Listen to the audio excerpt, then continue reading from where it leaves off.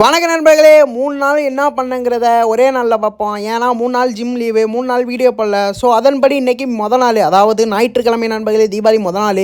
காலை எழுந்து பிளாக் காஃபியை போட்டு காலை உணவுக்கு முட்டை எடுத்ததுக்கப்புறம் நம்ம தூரத்தில் இருக்க மாலுக்கு போன நண்பர்களே, எதுக்கு நீங்கள் கேட்குறீங்க? ஜூடியோவில் பண்டல் எடுக்க தான். அதன்படி பண்டலை எடுத்து இறங்கணுன்னா வேலன் கஃபே இருந்துச்சு. வேலன் கஃபே பார்த்துட்டு ஒரு கருப்பு காப்பி போடலன்னா எப்படி?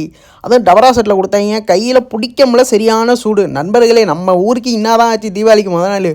புகை மண்டலங்களும் சாம்பல் மேடுகளுங்கிற மாதிரி கடுமையான வெடி புகை அப்படியே சூழ்ந்துருச்சு நண்பர்களே. அதன்படி இரவு உனக்கு தோசையை முடித்ததுக்கப்புறம் நம்ம தீபாவளிக்கு ஊருக்கு போகாத காரணத்தினால ரூம்லேயே செலிப்ரேஷன் பண்ணிட்டோம். வேறு ஒன்றும் இல்லை, இதான் புது ட்ரெஸ்ஸு, அதாவது தீபாவளி ட்ரெஸ்ஸு எப்படி இருக்குன்னு கமலில் சொல்லிட்டு போங்க.